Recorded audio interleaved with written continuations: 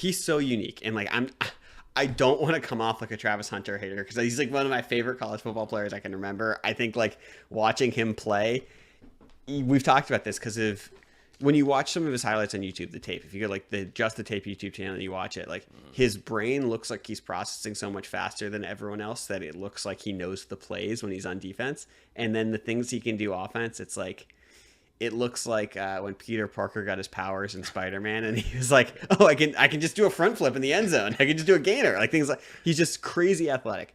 But he's the number 2 pick in the draft. We think he's going to play 70% of the offensive snaps. That's what the Jaguars said. They said he's a person who changes the entire building, all this stuff. They're, Jimmy Stones, their GM, said that. And with that said, I can't think of a top 6 pick wide receiver in the last 20 years other than Jalen Waddle who wasn't coming in as a clear, defined number 1 wide receiver. Let's just say Travis Hunter plays 70% of the plays on offense. From a fantasy perspective, this is important. Do you think he'll be the number 1 wide receiver for the Jags? I don't.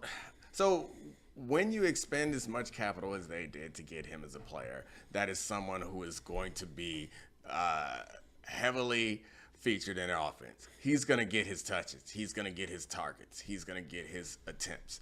I think you would assume that Brian Thomas Jr. has proven that he deserves those attempts also.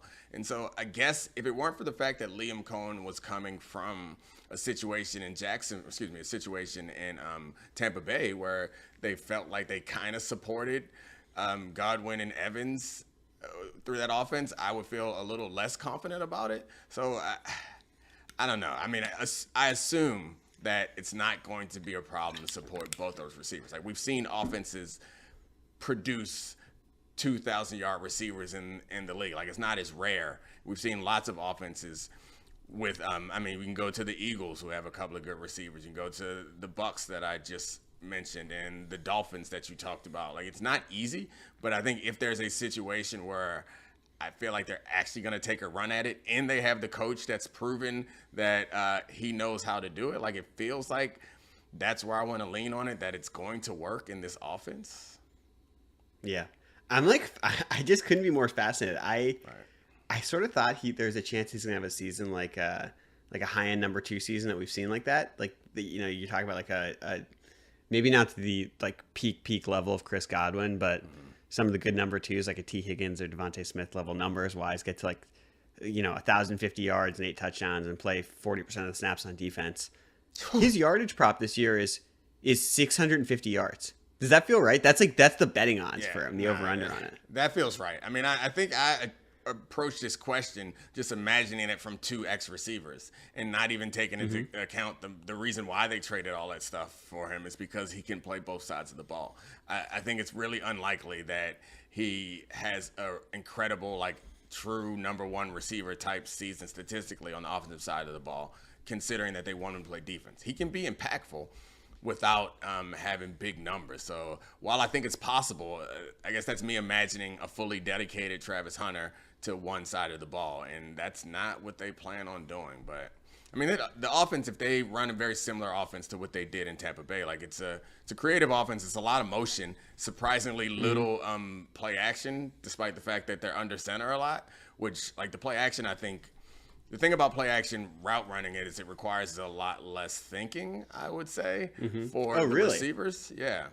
Why? Well, because the play action, oftentimes, if you're taking shots with play actions, the protection is a little bit more stable, and the routes do not have to adjust to blitzes. They don't have to adjust necessarily to coverages. And, of course, there are situations where it's different. So if you're going to run a comeback, like this is all from my experience in Shanahan offense with the Broncos. It's like we would practice against them all offseason, and so many of the boots and waggles had comebacks on the front side of it. And, of course, the comeback would convert versus cover 2.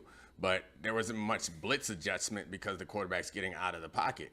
So it doesn't – and the protection is pretty set. So Liam Cohen runs a obviously different type of offense, but it's still a lot of – we got 2 receivers that we know are going to get the ball. And they didn't do much play action. So you didn't see a whole bunch of that, like Max Pro – we're going to take a shot down the field stuff. So my guess is the offense will require a little bit more thinking, especially if they're going to put him in the slot, the closer you are to the ball, I tend to think you normally are a little bit more in tune with the quarterback because, yeah, he's got to get rid of it quickly, and that's where he's looking most of the time. So that's really interesting. So if you were coach, you try and just make it as easy as possible for him on offense. I mean, that seems to be. I think we've talked about this a little bit before. Is I think the mental side of defense is probably harder for a corner than the mental side is as a receiver. And I would not have a situation where Travis Hunter had to adjust to coverages or Travis Hunter had to understand the protections and know when he's hot off of which player. And some offenses don't even have those in them, don't have those reads in them. They keep them simple, but some offenses do. And my guess is the simple thing for Travis Hunter is like, hey, you're a really good athlete. Go run this route. I don't give a what they do. Whatever they do, I don't care. Run this route. This is the route that you're going to. That's really interesting. I'm surprised. I kind of love thinking about that, where it's like, well, I was just thinking about, like, to me, it's like when I didn't think about the fact that when you have play action and you have things that are just easy wins, you can almost ease him in ways that he doesn't have to think about what he's doing out there, so he can maintain, like, the mental energy. So much was thought about, like, this guy's so conditioned, can he play 100 snaps a game?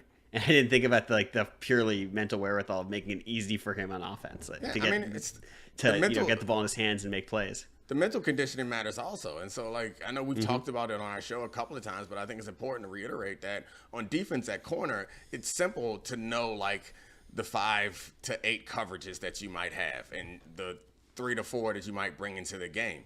But the reason why defense is so much more difficult mentally is because your coverage changes based on the formation. So we'll run 43 or something like that, which means that if you get a nub side tight end, or 46. If you get a nub side tight end, then we'll cloud the nub side and run 4 to the front side. If there's 2 receivers and no nub side tight end, it's a legitimate base formation, then you'll stay in cover 4. And then you stay in cover 4 and you're kind of reading number 2. You understand if number 2 goes flat, then number 1, you're going to get help from the safety. If number 2 goes vertical, you don't get any help from the safety. And then you take that to each coverage or each zone has that in it. And even if you're just doing man coverage, you understand that, like, all right, this team on this down and distance with this split, the receivers normally run something like this. At this point in the field, the coordinator is accustomed to taking a shot. Or in the red zone, this is who they like to attack. Like, those things every week for a defensive player, like, so many of the plays that you see made when you see, like, commentators say, like, the cornerback ran the route for him, it's because he knows the route, because he studied and prepared. And so for a receiver, I think it's probably important to watch the press technique of the corner that you're going up against so you can get ready to understand what moves will work and which ones won't. But other than that, it's a lot of, like, all right, we're going to run our routes and adjust to this or that. So this is actually really interesting. Is there any part of you that thinks, I'm not going to say liability because that's crazy for someone who's that talented. He's going to be maybe the best athlete on the field the first snap he plays in the NFL.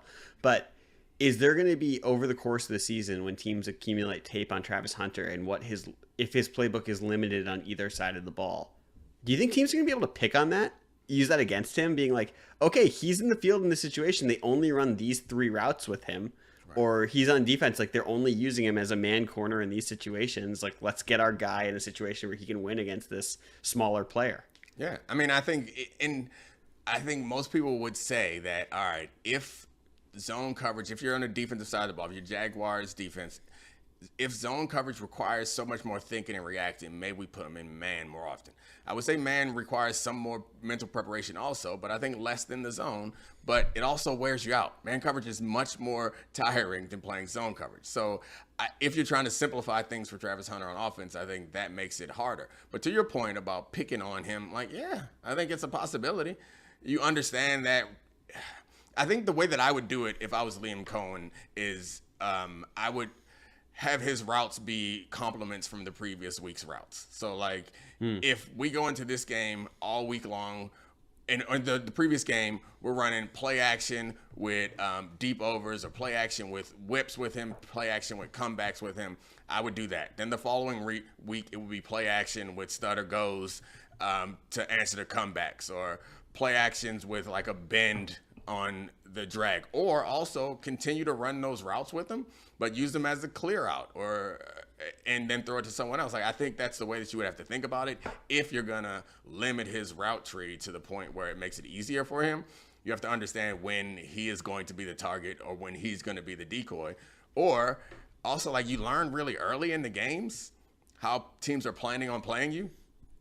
So you show a formation that you used the week before and you had success with, you show it early. As soon as you show that formation, the defense has been preparing for whatever you did the prior week that was successful. They are going to show you their plan immediately. It's like, whenever you do this, this is our plan to beat that. And then it's on you to be like, all right, so this is how they're going to beat that. We have to adjust to this in some way. And then you adjust to it. And so that's tough to do with a receiver who is on the field playing corner. It's really tough to say, hey, right now, this is what we're going to do. So, yeah, there's a reason why it's never happened before. It's not because, although Travis Hunter is an incredible athlete, it's not because there's never been an athlete physically capable of doing both. It's because it's really, really, really hard. Yeah, I mean, it's crazy when you put it that way. Speaking of another receiver, and someone who, going into last year seemed like a sure thing, and he had an okay year, but it was certainly disappointing. Marvin Harrison Jr. Last year, I mean. Hello, xin chào tất cả mọi người. Chào mừng mọi người đã đến với kênh YouTube của mình. Ngày hôm nay mình sẽ hướng dẫn các bạn cách tô màu những sản phẩm như hoa quả này, con vật, đồ vật, vân vân. Và bây giờ mình sẽ chọn những bút màu để tô các bạn nhé. Các bạn hãy nhớ lắng xem video của mình đến hết. Mình cảm ơn. Và bây giờ mình sẽ hướng dẫn các bạn tô màu nào.